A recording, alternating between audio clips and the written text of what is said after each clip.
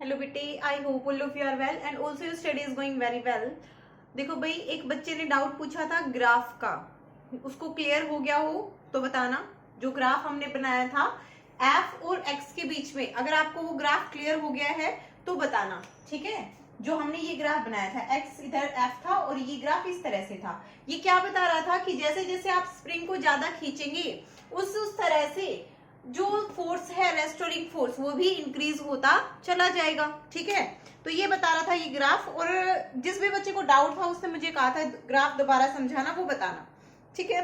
Next जो हम पढ़ रहे थे वो हमने लास्ट टाइम क्या किया था, mechanical energy, conservation of mechanical energy. अब हमने पढ़ा था कंजर्वेशन ऑफ मैकेनिकल एनर्जी। उसमें हमने क्या देखा था कि जो मैकेनिकल एनर्जी होती है सिस्टम की, वो क्या रहती है, कंजर्व रहती है। और कब कंजर्व रहती है, अगर उस पर लगने वाला जो एक्सटर्नल फोर्सेस हैं, जो भी फोर्सेस है वो कैसे हो, कंजर्वेटिव हो, ठीक है। तो एक बच्चे का डाउट था कि मैडम किस तरह से रहती है, कोई एग्जांपल लेकर करवा दो, ठीक है। तो हम इलुस्ट्रेशन देख लेते हैं, और आप लोग भी अपनी नोटबुक में कर भी लेना ये साथ साथ में, ठीक है। Illustration of conservation of mechanical energy.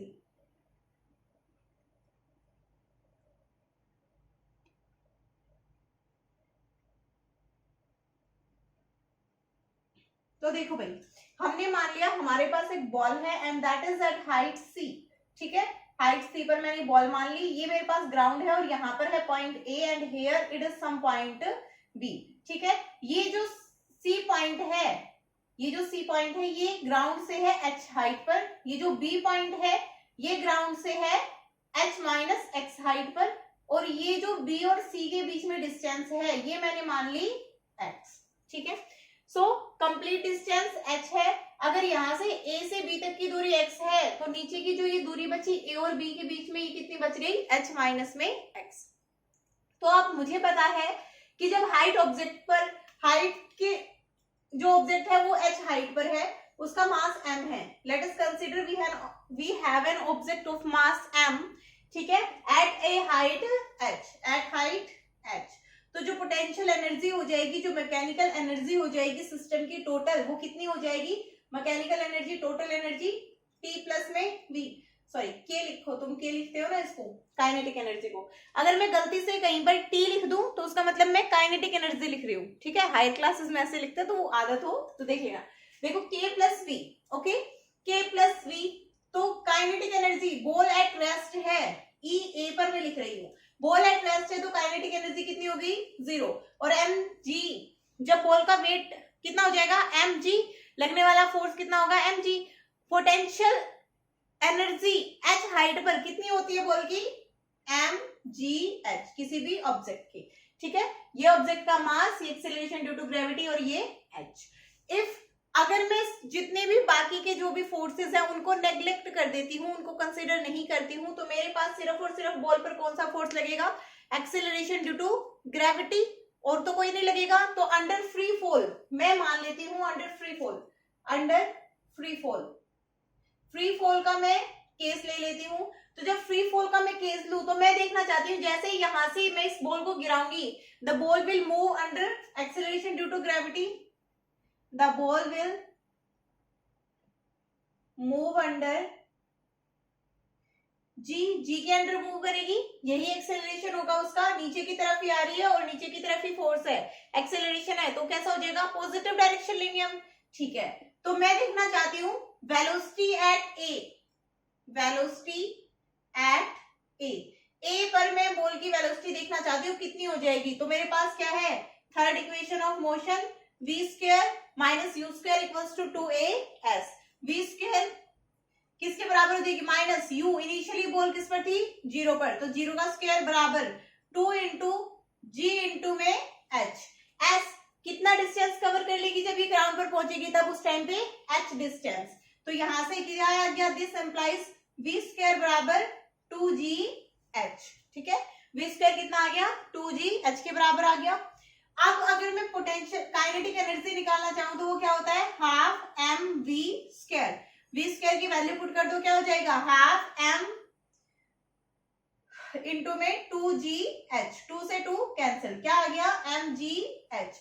अब मैं लिखना चाहती हूँ ये मैंने सी पर लिखा था बेटा, सी पर। अब मैं लिखना चाहती हूँ ए पर मैकेनिकल एनर्जी, तो क्या हो जाएगा, kinetic energy plus potential energy. Kinetic energy की वैल्यू कितनी है, mgh। Potential energy mg into में ग्राउंड से हाइट, mg ग्राउंड से हाइट कितनी है, 0, तो टोटल एनर्जी कितनी आ गई, mgh। तो 2 पॉइंट्स पर मैंने निकाल दी, सी पर और ए पर।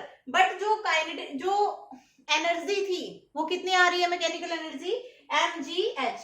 Both the points, at both the points मेरे पास आ रही है mgh।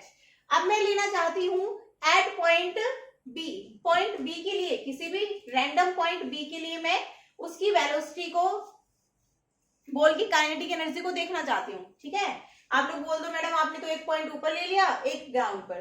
तो आप देखो भाई, रैंडम पॉइंट बी के लिए देखो, अगर आप रैंडम पॉइंट बी के लिए लेंगे तो किस तरह से आएगा ये बताओ। फिर देखो वही है, under free fall the ball will move under g, velocity at point B, velocity of ball at point P.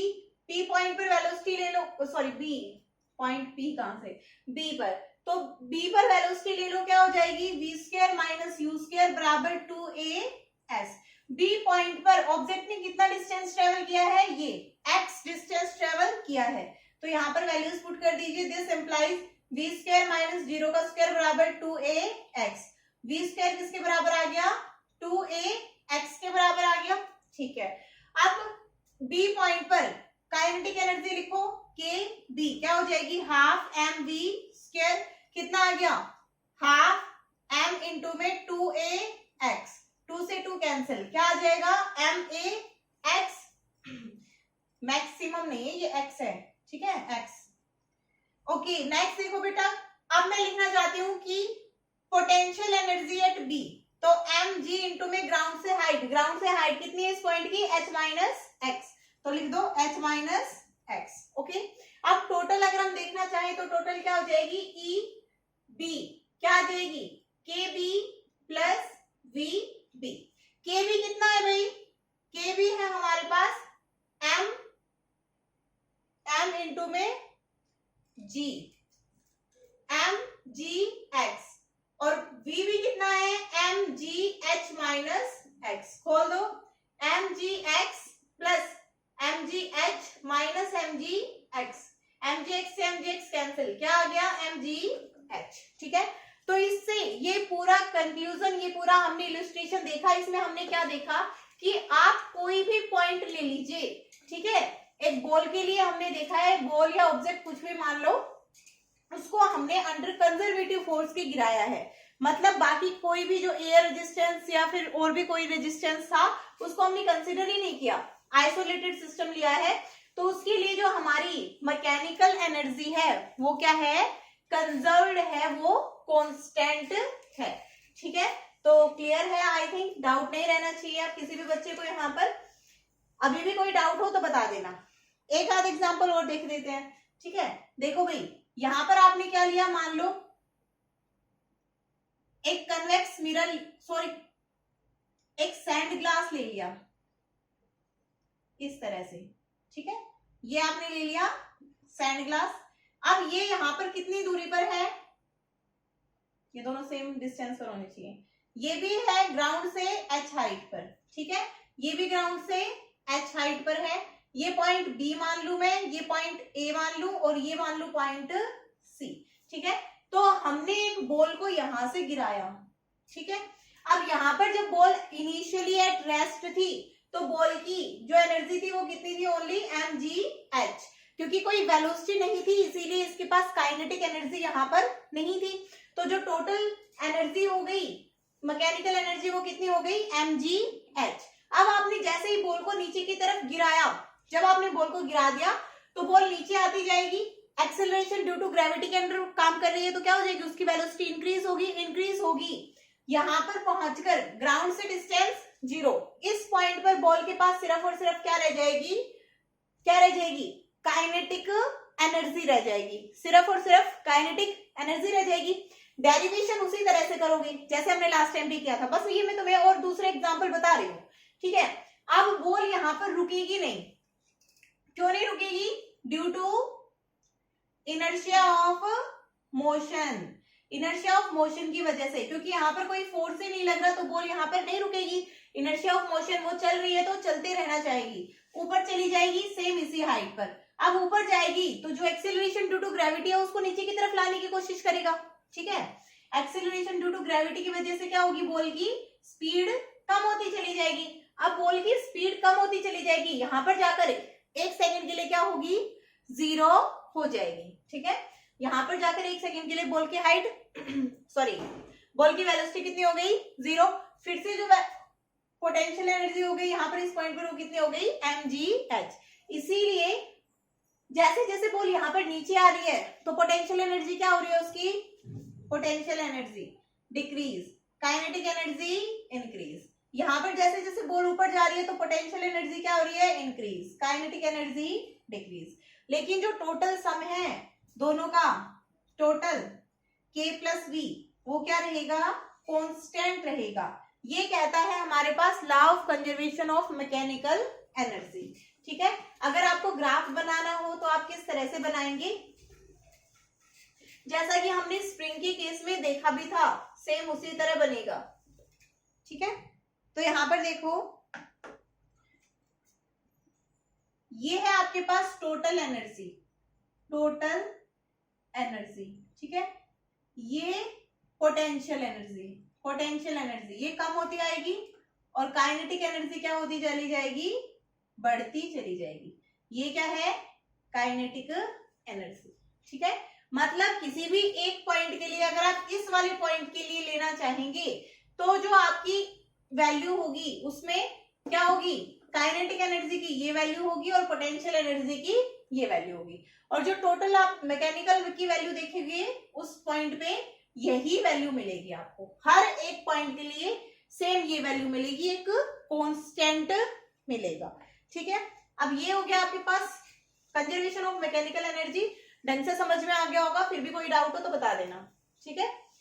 Next देखो भाई, आपके पास है फॉर्म्स ऑफ एनर्जी। तो आपके पास बहुत सारी फॉर्म्स एनर्जी की, हीट एनर्जी होती है जैसे कि due to random motion of molecules, internal energy होती है, पोटेंशियल एनर्जी कॉन्फिगरेशन की वजह से होती है, काइनेटिक एनर्जी मोशन की वजह से होती है, न्यूक्लियर एनर्जी जो न्यूक्लियस में फोर्सेस होते हैं उनकी वजह से होती है।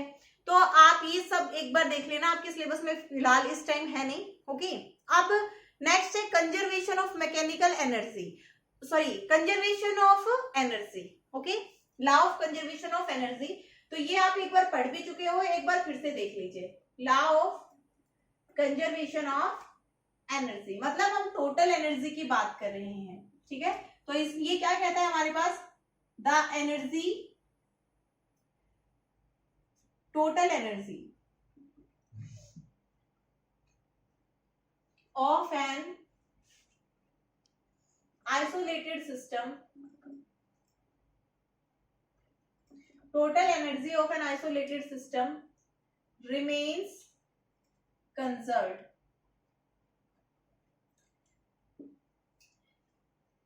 That is, energy can neither be created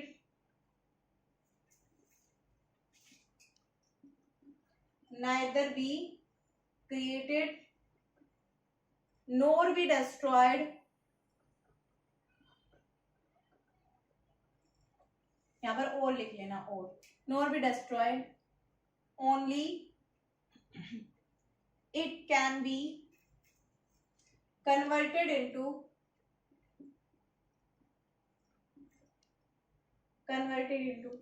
another form from one form, ठीक है। तो ये है आपके पास law of conservation of energy.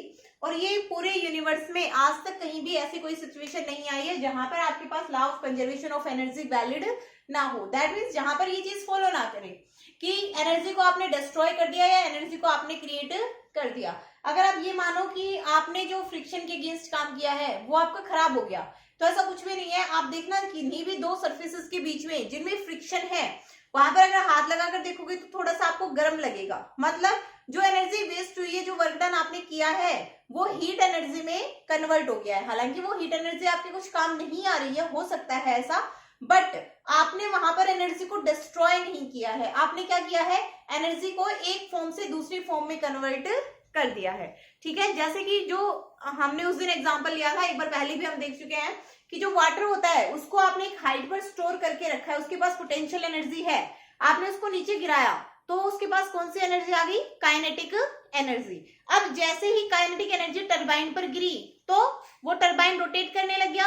अब वो काइनेटिक एनर्जी किस में कन्वर्ट हो गई, रोटेशनल एनर्जी में। जब फैन चलता है तो इलेक्ट्रिकल जो एनर्जी होती है, फैन तो कौन सी एनर्जी लेता है, इलेक्ट्रिकल एनर्जी, तो उस टाइम पे इलेक्ट्रिकल एनर्जी किस में कन्वर्ट हो जाती है, मैकेनिकल एनर्जी में, फैन को घुमाने में। ठीक है, आप माइक से बोलते हैं तो उस टाइम पे आपकी जो साउंड एनर्जी है वो किस में कन्वर्ट हो रही है, इलेक्ट्रिकल एनर्जी में। ठीक है, और फिर इलेक्ट्रिकल एनर्जी किस में कन्वर्ट हो रही है, साउंड एनर्जी में। तो एनर्जी को आप एक फॉर्म से दूसरे फॉर्म में कन्वर्ट कर सकते हैं, ओनली यू कांट डिस्ट्रॉय और यू कांट फॉर्म एनर्जी। ठीक है, अब भाई नेक्स्ट आपके पास आता है बहुत ही इंपॉर्टेंट टॉपिक है, वो क्या है, कोलिजन। अब कोलिजन क्या होता है, आपने दिन प्रतिदिन बहुत सारे कोलिजन देखे होंगे और आप लोग खुद भी करते रहते हो। बॉयज की तो मोस्टली आदत होती है ना, चीजों के लात मारते हुए चलना, चीज इधर उधर पड़ी है उनको और इधर उधर पखेर देना है। और अगर तुम्हारे हाथ में बॉल है और तुम बैठे हो तो तुम क्या करोगे, बॉल को फेंक फेंक के मारना, करते हो ना, ऐसा करते हो या नहीं करते हो, बॉल को फेंकना, दीवार के मारना और फिर बॉल को वापस लेना। तो नेक्स्ट टॉपिक आपके पास यही है, आपका फेवरेट जो गेम आप पूरे दिन खेलते रहते हो, कोलिजन्स। कोलिजन्स, ठीक है, नेक्स्ट टॉपिक क्या है, कोलिजन। तो हम कोलिजन को डिफाइन करेंगे भाई, हम कोलिजन को कैसे डिफाइन करेंगे, collision is defined as, collision is defined as an isolated event in which two or more colliding objects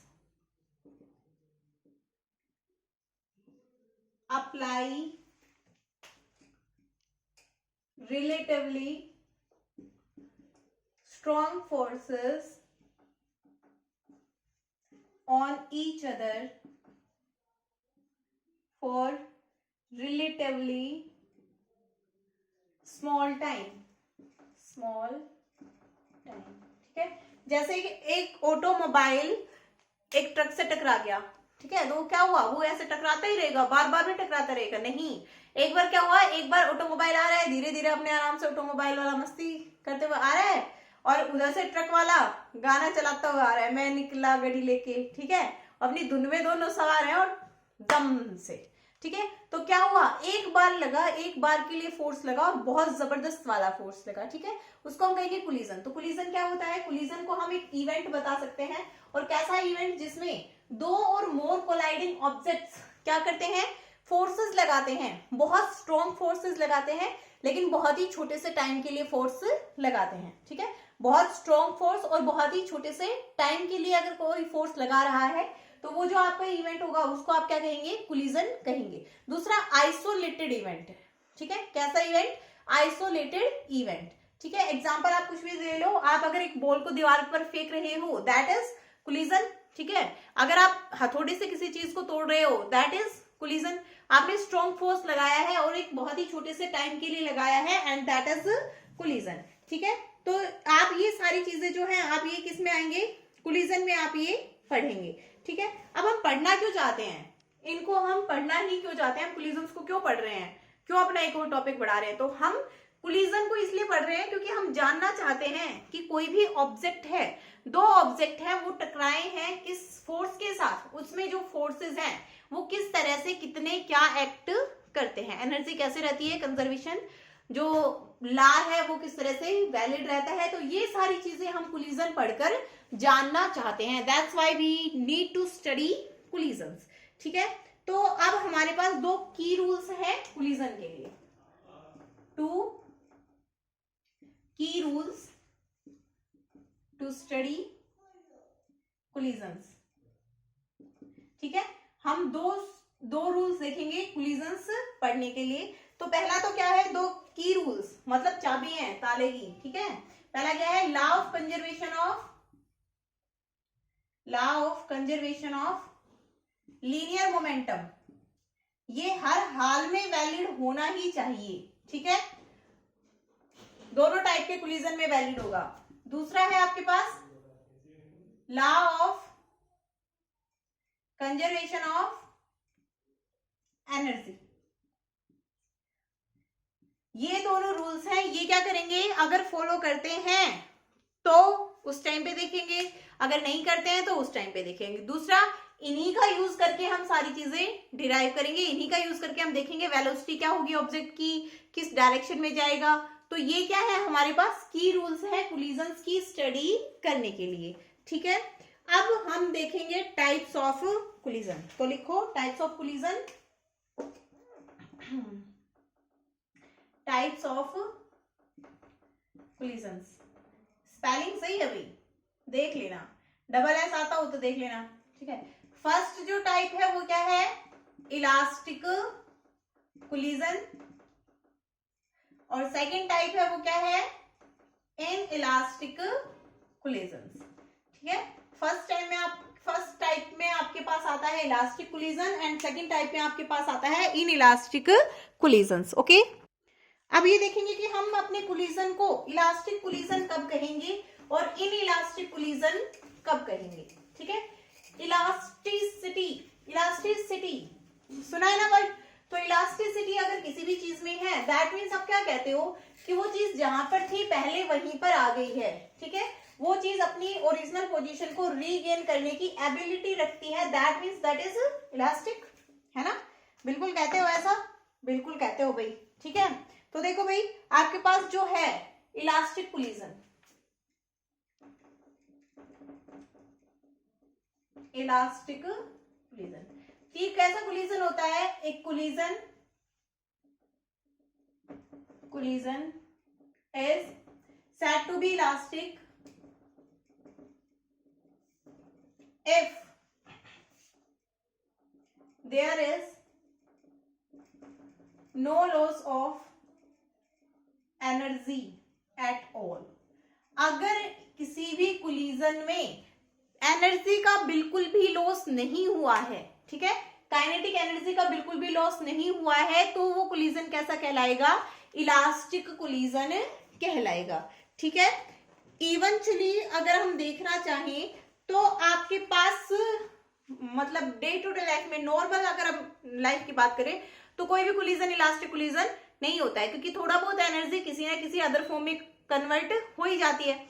तो अगर आप डे टू डे लाइफ में देखें तो जो आइवरी बॉल्स होती हैं, आइवरी बॉल्स, उनका जो कोलिजन होता है वो होता है इलास्टिक। ठीक है, अदरवाइज जो न्यूक्लियस के अंदर जो इंटरन्यूक्लियर जितने भी कोलिजन्स होते हैं वो सारे क्या होते हैं, इलास्टिक कोलिजन्स होते हैं। डे टू डे लाइफ में बहुत ही ज्यादा मुश्किल है कि आपको कोई ऐसा कोलिजन मिलेगा, बिकॉज फ्रिक्शनल फोर्स आ जाता है, और फ्रिक्शनल फोर्स क्या करता है, आपके पास कोलिजन को इन इलास्टिक बना देता है। नेक्स्ट है भाई बेसिक कैरेक्टरिस्टिक्स। इसकी कैरेक्टरिस्टिक्स क्या क्या है, कैरेक्टरिस्टिक्स तो क्या क्या कैरेक्टरिस्टिक होंगी, linear momentum is conserved. Linear momentum कैसा रहेगा, इसमें कंजर्व्ड रहेगा, लीनियर मोमेंटम इज कंजर्व्ड। ठीक है, second total energy is conserved, energy is conserved. Third kinetic energy is conserved. ठीक है, क्योंकि जो लॉस होता है वो किसमें होता है भाई, काइनेटिक एनर्जी में ही होता है। तो यहाँ पर काइनेटिक एनर्जी क्या रहेगी, कंजर्व्ड रहेगी। इलास्टिक कोलिजन की स्पेशलिटी है, मान लो अगर आप एक बॉल को फेंक रहे हो एक फोर्स के साथ और वो उतने ही फोर्स के साथ उसी हाइट पर वापस जा रही है, दैट मीन्स जो कोलिजन है वो कैसा है, इलास्टिक कोलिजन है। उसमें जो बॉल है वो ना तो अपनी एनर्जी को लॉस कर रही है और ना ही अपने मोमेंटम को भी बिल्कुल भी लॉस कर रही है। ठीक है, तो आपके पास कोलिजन समझ में आ गया आपको, कि इलास्टिक कोलिजन क्या होता है। इलास्टिक कोलिजन क्या होता है, जहां पर ना तो मोमेंटम का लॉस हो और ना ही एनर्जी का लॉस हो, वो जो आपके पास कोलिजन कहलाएगा उसको आप क्या कहेंगे, इलास्टिक कोलिजन। अब नेक्स्ट है आपके पास इन इलास्टिक कोलिजन। तो इन इलास्टिक कोलिजन आप देखो मैडम लिखेगी ऐसे, in elastic collision, a collision is said to be inelastic if there is some loss of kinetic energy। ठीक है, ये किसको डिनोट करता है, kinetic energy in the collision. ठीक है, इन द कोलिजन, अगर आपके कोलिजन में काइनेटिक एनर्जी का लॉस होता है तो वो कोलिजन कैसा कहलाता है, इनइलास्टिक कोलिजन कहलाता है। ठीक है, अब इसकी बेसिक कैरेक्टरिस्टिक क्या हो जाएगी, लीनियर मोमेंटम इसमें भी कंजर्व रहेगा। ठीक है, लीनियर मोमेंटम इसमें भी कंजर्व रहेगा, टोटल जो एनर्जी है वो इसमें भी कंजर्व रहेगी, लेकिन यहाँ पर kinetic energy is not conserve. जो थर्ड कैरेक्टरिस्टिक है वो चेंज हो जाएगी, kinetic energy is not conserve. यहाँ पर आपकी काइनेटिक एनर्जी कंजर्व नहीं रहती है, क्योंकि लॉस किसका होता है भाई, लॉस ही मेनली काइनेटिक एनर्जी का होता है।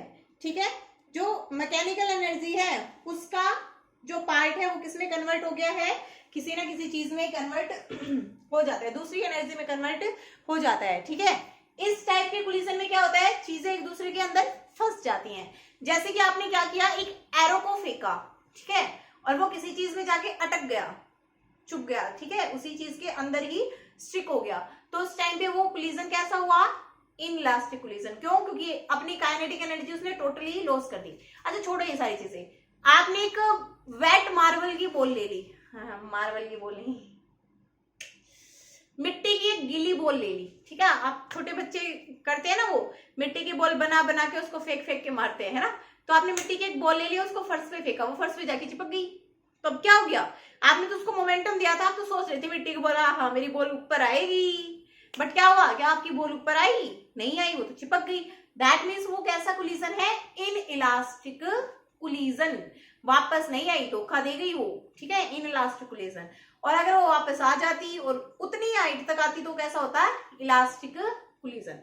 दैट मीन्स इनइलास्टिक कोलिजन में क्या होता है, जो भी सब्सटेंस होता है वो अपनी एनर्जी को क्या कर देता है, लॉस कर देता है। ठीक है, देखो भाई एक और पॉइंट लिख लो इसमें ना, फोर्सेस का तो हमने जिक्र किया ही नहीं, और फोर्सेस से हमने पढ़ने हैं, तो इसमें लिख लो फोर्सेस इन्वॉल्व वन, ऐसे लिखो, वन और all the forces involved in inelastic collision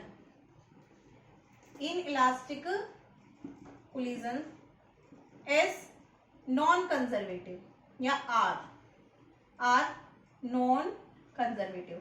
और इलास्टिक में पॉइंट डाल लेना कि the forces involve in elastic collision are conservative, they depends only on initial and final position, does not depend upon the path. Conservative forces क्या होते हैं, जो path पर डिपेंड नहीं करते हैं, और नॉन कंजर्वेटिव फोर्सेस क्या होते हैं, जो पाथ पर डिपेंड करते हैं। ठीक है, तो अभी जैसे आपने एक नॉर्मली वैसे बॉल का एग्जांपल ले लूं अगर मैं, तो आपने जब बॉल को फेंका, अब आपने बॉल को फर्श पर फेंका और आपने यहां से फेंका है, इस हाइट से फेंका है। ठीक है, अब बॉल अगर इसी हाइट तक वापस आए और ऐसे ऐसे ही करती रही हर बार, आपने एक बार फेंक दिया उसके बाद रुके ही ना, दैट मीन्स वो कोलिजन कैसा है, इलास्टिक कोलिजन। बट सेकंड क्या हुआ, आपने बॉल को फेंक तो दिया बट वो इस हाइट तक नहीं आई, यहां तक आई, तीसरे में यहां तक, चौथे में और नीचे तक, तो वो आपके पास कैसा हो गया, इनइलास्टिक कोलिजन। अब एक बात ध्यान रखो, या फिर नोट पॉइंट डाल के लिख लो, तुम भूल जाओगे, linear momentum and total energy remains conserved in both, दोनों में क्या रहेंगी, वो कंजर्व रहेगी, both elastic as well as in elastic collision. Total energy तो कंजर्व रहेगी दोनों में, बस लॉस किसका होता है, काइनेटिक एनर्जी का। only there is loss of kinetic energy, only there is loss of kinetic energy in inelastic collision. ठीक है, आगे फिर हम फर्दर यूज करेंगे जब कंजर्वेशन ऑफ मोमेंटम और कंजर्वेशन ऑफ एनर्जी, फिर बोलोगे कि मैडम ने तो पागल बना दिया तो ऐसा नहीं है, याद रहे, ध्यान रहे कि जो टोटल एनर्जी होती है वो क्या रहेगी, कंजर्व रहेगी, टोटल मोमेंटम कंजर्व रहेगा, सिर्फ और सिर्फ लॉस किसमें हुआ है, काइनेटिक एनर्जी का लॉस हुआ है। और काइनेटिक एनर्जी क्या होती है, हाफ mv स्क्वायर। देखो डस्टर भी फट गया, अभी जाके बार बार में नीचे गिर जाता है।